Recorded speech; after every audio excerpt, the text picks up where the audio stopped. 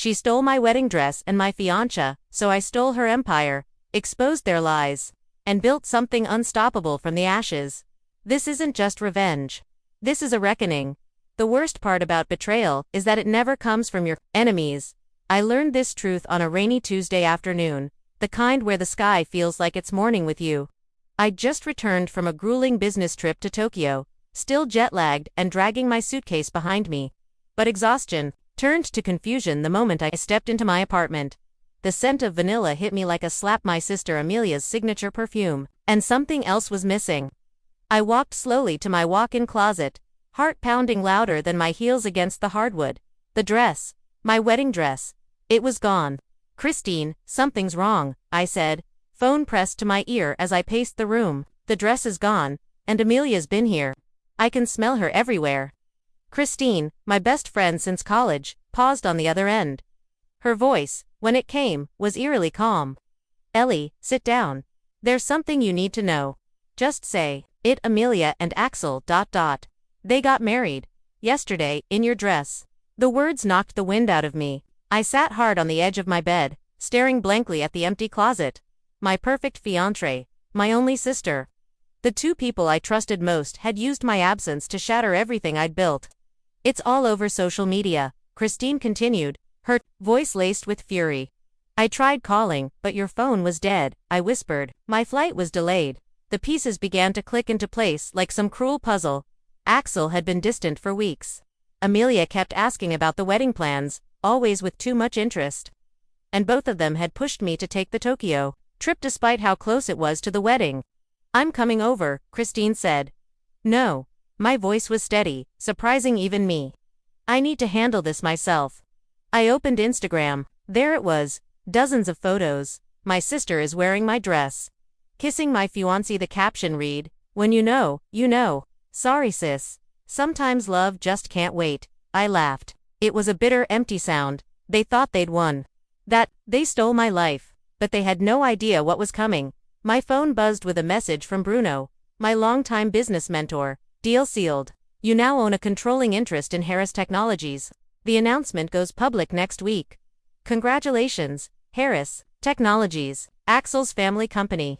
The same company he'd been struggling to save for the past year. The one I'd just acquired through a series of shell companies, silent buyouts, and careful maneuvering. The doorbell rang. I opened it to find Lee, Amelia's best friend, standing there with an apologetic look on her face. Ellie, I'm so sorry. I tried to stop her. Come in, I said. Tell me everything. Lee sat on the edge of my couch, wringing her hands. Amelia planned it for weeks. She said you didn't deserve Axel. That you were too cold, too focused on your career. She said Axel came to her. That they fell in love. I listened, absorbing every word. Lee explained how Amelia had copied my apartment key, how she'd convinced Axel I was cheating with a business partner, how they'd timed the wedding to match my trip. They're having a celebration dinner tonight, she finished. At LeBlanc. I stood at the window, rain cascading down the glass. My phone buzzed again. Axel calling. I declined. Instead, I opened my laptop. The acquisition paperwork was waiting for my signature. One click, and I would own everything Axel's family built. Click. Then I opened my closet and pulled out my best dress, not white, blood red, the color of warning. As I applied my lipstick, Bruno texted again. Confirmation received. Congratulations, CEO. Christine arrived as I poured wine in my kitchen. You're scary when you're calm like this, she said. What's scary is how predictable they both are, I replied. Axel's been trying to secure funding for months. Harris Technologies is hemorrhaging money? And you bought it out from under him? With Bruno's help. The doorbell rang again. Bruno, with a thick envelope. Final paperwork, he said. But we need to discuss timing. We sat at the table, reviewing documents. Bruno pointed to several key clauses. The board will be restructured next week. Axel's position as CEO will become ... redundant. Another call from Axel. I finally answered. Ellie, thank God, we need to talk. It's not what you think. Oh, so you didn't marry my sister in my dress. Silence. Congratulations. By the way, I added cheerfully. I hope you got everything you wanted. Ellie, please, gotta go, I said. Business, you know how it is. As we finalized the gala details, Christine asked, "What are you planning?" "Send invitations to Axel, his family, and Amelia. Make it impossible to refuse. Revenge might feel good now, but this isn't just revenge." I cut in. "This is business. I'm saving Harris Technologies. And if I destroy Axel in the process. Well, that's just a bonus." Bruno nodded. "Press strategy is ready. We paint this as a rescue mission. Young visionary saves crumbling empire." I smiled. "Perfect." Later, I arrived at LeBlanc. White tablecloths. Crystal chandeliers. Their celebration was already underway. I asked the maître d' for a table for one. Heads turned. Amelia stood, nearly knocking over her champagne. "Ellie. What are you doing here?" "Don't let me interrupt," I said with a smile. "Just came for the lamb. It's excellent here, isn't it, Axel? We used to order it every anniversary." Axel paled. Amelia fumbled for words. Their friends stared, stunned. I sat at my table, ordered dinner, and toasted them with a glass of champagne. "To new beginnings," I said. Amelia pulled me into the restroom. Panic etched across her face. "What are you doing? This isn't you. You don't know me as well as you think. You're planning something." "Yes, I'm planning to attend the gala. You should, too. It'll be a night to remember." Back at my table, a waiter brought a bottle of wine. "Compliments of Mr. Pearson," he said. As I left, I dropped a business card on their table. "For when you realize what's coming," I told Axel. "My lawyer's number." Outside, the rain had stopped. My phone buzzed. A text from an unknown number. "We need to talk about Axel Harris. Meet me tomorrow at 10 a.m. Capital Coffee. Ask for Cameron." Then another. "I have information you'll want before the gala." I flagged a taxi. Dress swirling around my legs. Sometimes, revenge is best served with elegance and perfect timing. Tomorrow, the real game would begin. Capital Coffee was buzzing with the hum of conversations. But when I walked in at 9:55 a.m., my focus narrowed immediately. A man in a charcoal suit, sharp features, and confidence in his posture, waved at me from a back table. "You must be Cameron," I said, taking the seat across from him. "And you're the woman who just shook the foundation of Harris Technologies," he replied, sliding a coffee toward me. "Black, 2 sugars. Your usual. According to the barista." "You've done your homework," I said, eyeing the manila folder on the table. I make it my business to know things. Like how Axel's been embezzling from his family's company for the past year. I opened the folder. Dozens of transaction records, offshore accounts, and transfers. I scanned the documents, eyebrows knitting, and the kicker. Cameron said, leaning in. "The money isn't in his account. It's in your sister's." I froze, the air knocked out of me. "What? Accounts opened under Amelia's name. Probably without her even knowing." Classic misdirection. "He's done it before." "Where did you get this?" "I'm the external auditor hired by the board last month. I was about to report it when I heard about your acquisition. Thought you'd want this before the gala." My phone buzzed. Amelia again. I declined the call. "Does the board know?" "Not yet. But they will." Before I could respond, the cafe door chimed. "Lee." She spotted me and hesitated. "Don't look now," I muttered. "We've got company." Lee approached fast. "Amelia's a mess. She found bank statements in her mail. Axel says it's a mistake." "Yesterday?" Cameron asked. Lee nodded. "Tell Amelia not to sign anything, and to keep those statements safe." I stood, scooping the folder into my bag. "Thank you, Cameron. This changes everything." Outside, the city buzzed, oblivious to the war brewing behind boardroom doors. Cameron fell in beside me. "Be careful. Axel gets dangerous when cornered." "So do I." Another buzz this time. "Axel, just got a call from the board." "What have you done?" I smirked. "Looking forward to discussing it at the gala," Bruno answered. "On the first ring, we need to move up the timeline. The board's already asking questions. They've been calling all morning. I'm getting their files together. Also, make sure Amelia gets an official invitation to the emergency board meeting. Already sent. But Ellie, be careful. Cornered rats bite." I ended the call and flagged down a car. The USB Cameron had given me weighed heavily in my purse. Ammunition. The emergency board meeting was set for 3 p.m. I arrived early, watching them file in. Axel's father, his uncle, every board member I'd studied. Amelia came last, eyes red, clutching her purse like a lifeline. Axel burst into the room moments later. "What the hell is this?" Bruno stood. Miss Pierce now holds the majority shares. She's well within her rights to call this meeting.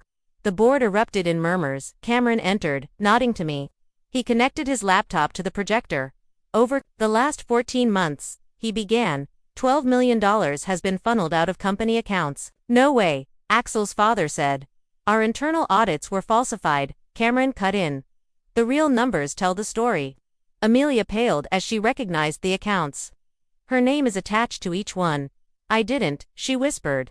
Axel told me they were for investments. I signed something last week. Axel lunged across the table. You planned this. You set me up. Security, I called. Escort Mr. Harris out. The police are waiting downstairs. As they dragged him away, I turned to the board. I propose new leadership. I am acting CEO. Transparency, restoration, protection of employee livelihoods. Unanimous vote. Outside, Cameron waited. You just gutted a corporate fraudster in under an hour. Felt like 10 years, I murmured. You're not done. No, I said, turning toward the city skyline. Next stop the gala. That night, the ballroom shimmered with anticipation. I descended the staircase in a midnight blue gown. Gasps, flashes, whispers. Cameron met me at the bottom. Ready to make history. Born ready. Bruno raised his glass on stage. Tonight, we celebrate a new era for Harris Technologies. Please welcome our new CEO, Ellie Pierce. Applause thundered. My speech was brief, direct. Transparency will be our cornerstone. Starting with a full audit and a victims' compensation fund. Murmurs, applause. Then Amelia appeared beside me. Axel made bail, she whispered. He's here. On cue, the ballroom doors flew open. Axel stormed in, wild-eyed. You think you've won? You think this is over? He threw an envelope. Pages were scattered across the marble. Read it.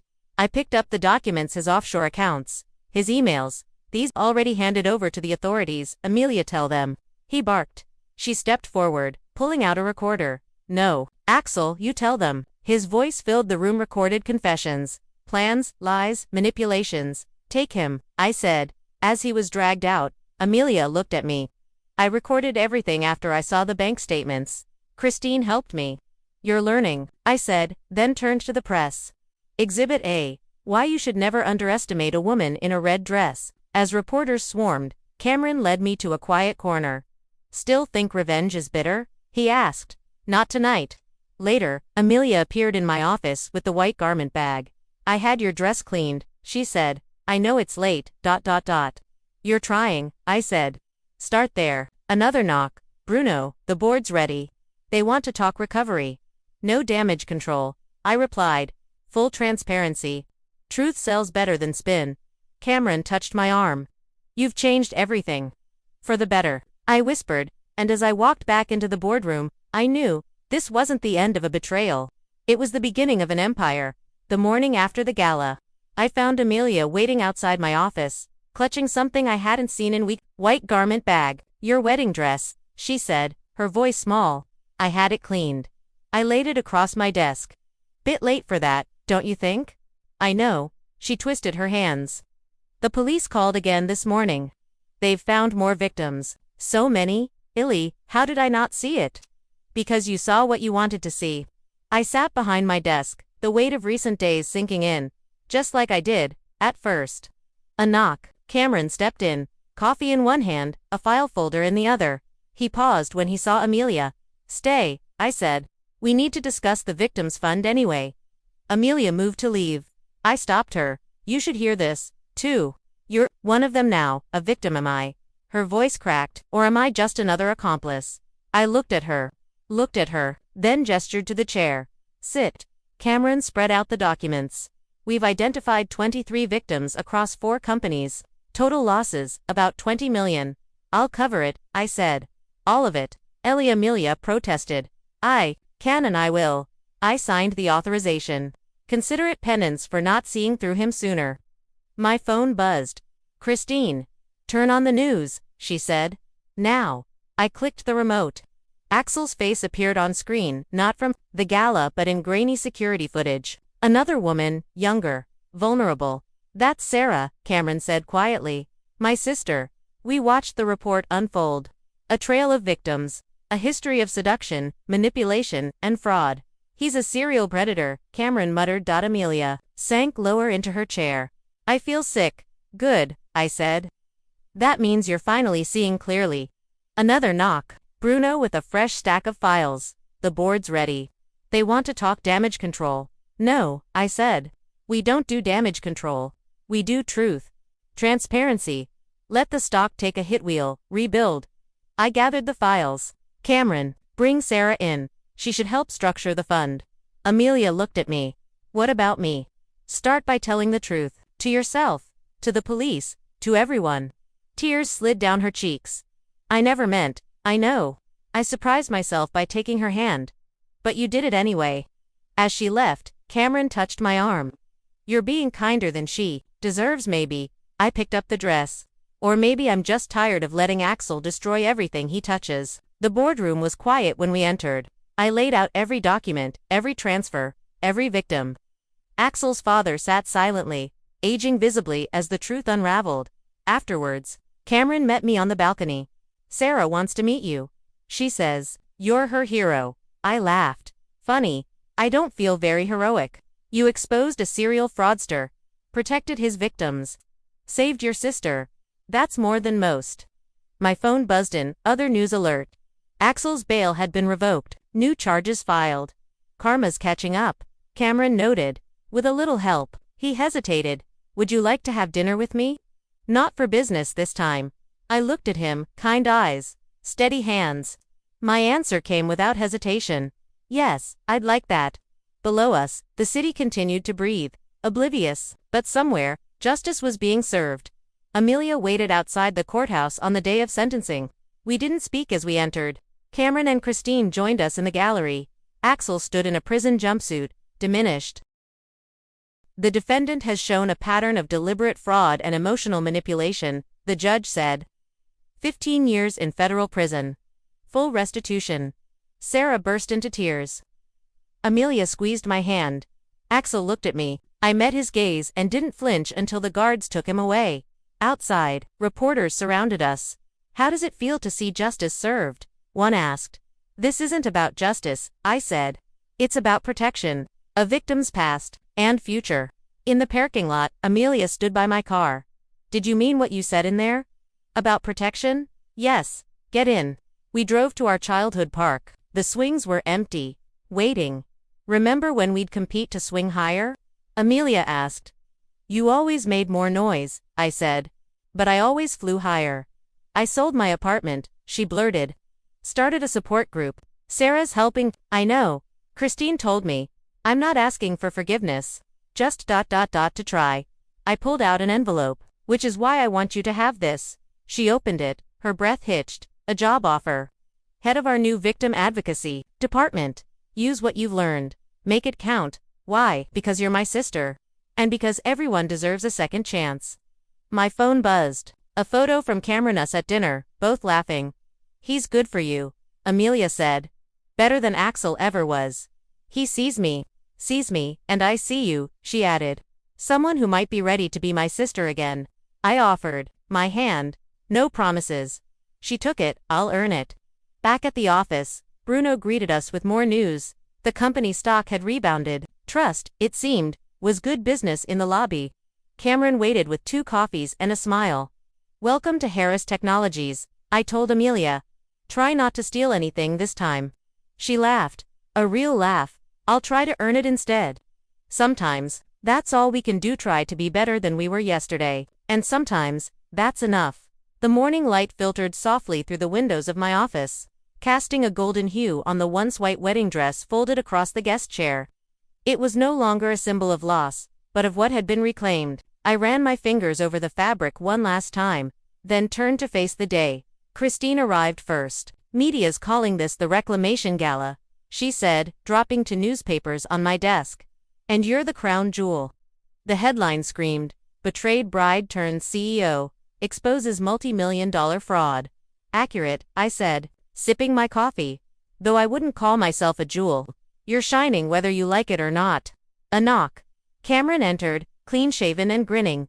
Ready for your Forbes interview. As I'll ever be. He handed me a schedule, then the investor call. Then we visit the new outreach center. The Outreach Center, a project I launched overnight using redirected gala funds. Victims of corporate fraud now had a place to go, to be heard. To begin again, Amelia stepped into the office, wearing a navy suit and quiet nerves. Staff orientation starts at 10, she said. Good. Sarah's already there. She hesitated. Ellie, thank you for not giving up on me. I gave her a nod. Prove I was right not to. After the Forbes interview, more of a confessional, then a feature. Cameron and I walked down to the Outreach Center. Sarah greeted us, her warmth shining even through grief. I didn't think anyone would believe me, she said quietly. They believe you now. The support group that afternoon was full. Women and men, young professionals, a few retirees, all victims of Axel's schemes or similar predators. As Sarah spoke, I watched Amelia stand at the back, then slowly move forward, taking a seat beside a woman crying softly. She offered tissues and understanding.